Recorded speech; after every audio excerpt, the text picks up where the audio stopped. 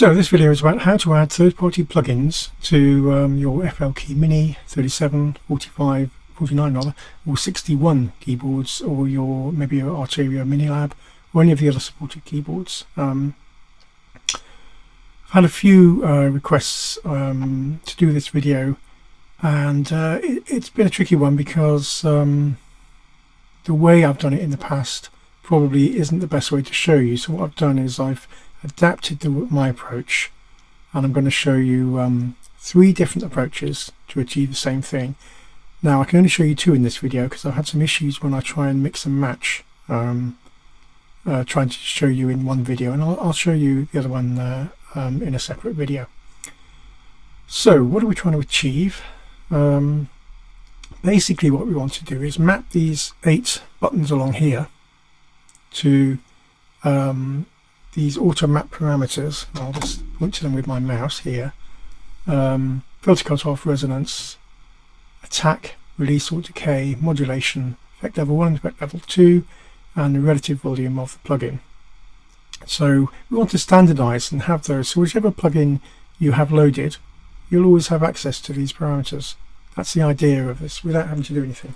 That's the whole idea of this project, and it does work quite well. We've got over 200 plugins now, and there's more coming, and there's quite a few people wanting to add their own, and I've promised this video for quite a while, so here it is. Okay, so let's go into FL Studio. The first thing we need to do, I'm going to show you how it works now, and then possibly in the same video or a later video I'll show you how to set this up. It's fairly straightforward.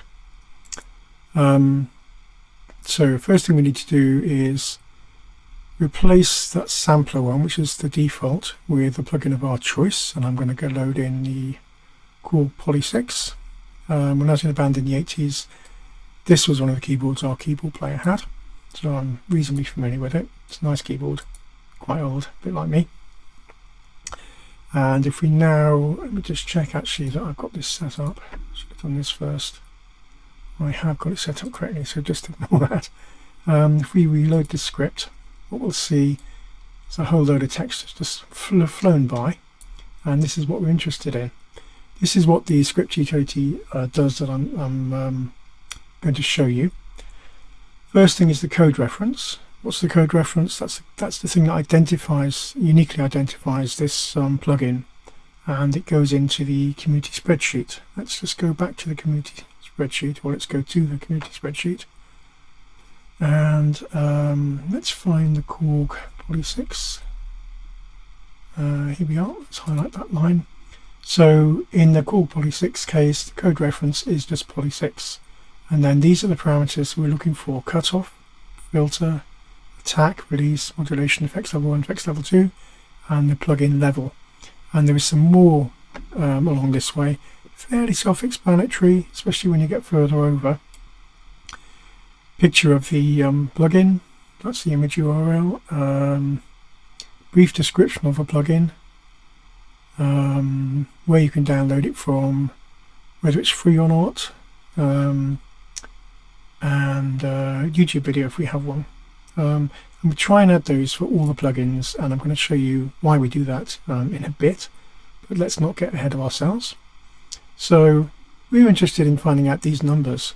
We don't know these numbers, obviously we've got them in the spreadsheet, but let's assume we're adding this for the first time.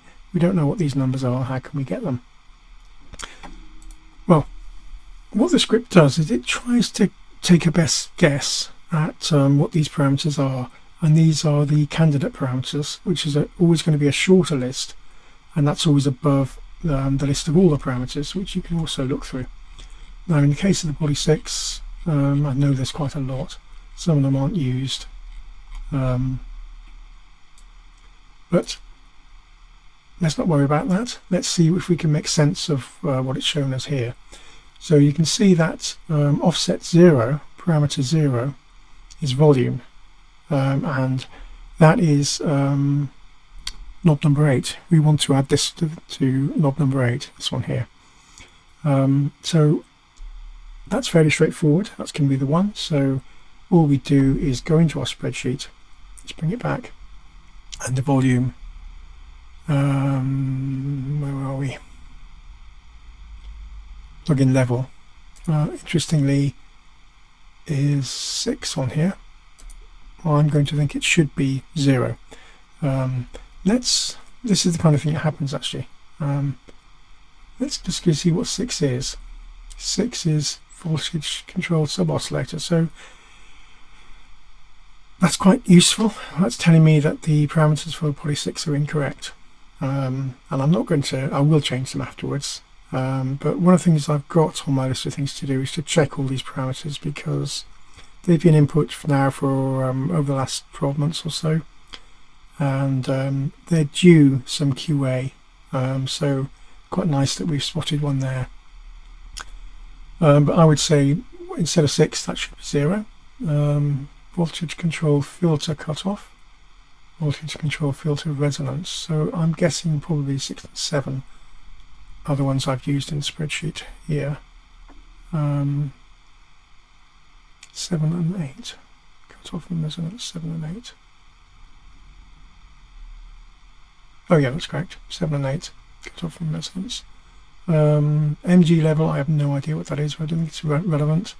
Attack and release. So for attack, I would use 23. Release 26, 25. Is that mine? My eyesight's really bad. 26. Vibrato, I would use for modulation, which is 44. And then effects dry wet 1. Effects dry wet 2. So 46 and 92. So let's just go back and see if those last two match up. They don't, so poly 6 does need a revisit, as do all of them. Anyway, I digress. Let's blast on. I think we found most of them in that first list, but there's going to be times where you're just going to have to look through this list and spot the ones that you think is the candidate, play the key and say, well, does that make sense? Does it sound, maybe there's not a filter cutoff. Maybe there's something called brightness, okay, and that's what you decide to use. Maybe there isn't something called resonance. Maybe it's called I don't know. I don't know what it would call other than resonance, but there's no doubt that all these plugins have been created by different people, and they've all given them their own naming convention. In the case of older synthesizers like poly 6, probably going to be filter cutoff, and it's probably going to be resonance, because those are the naming conventions that were standardized in the 80s, and they map to specific computer synthesizer functionalities. So an old synthesizer will have a voltage control filter, so it makes sense that will have a cutoff, a filter cutoff.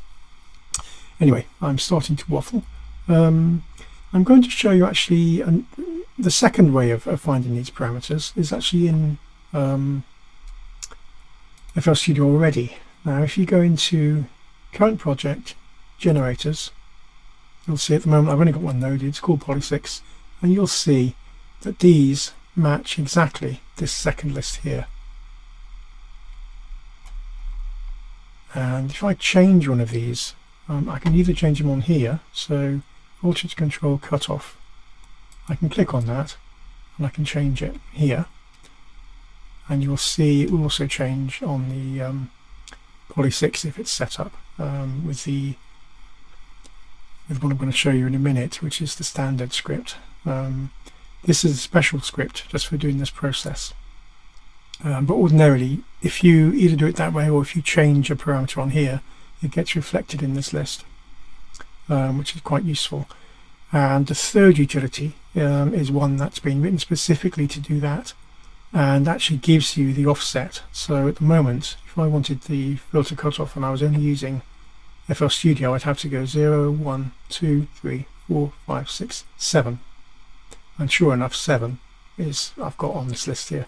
So not so bad when you're only looking at the first 10 or so, but when you're right down here, when you're having to count down to find out what number is this one, this list is quite handy, as is this one, because it's just really just saving me time.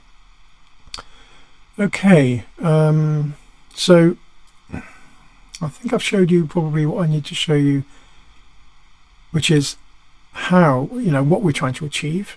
The next thing we should look at is how to set up this script.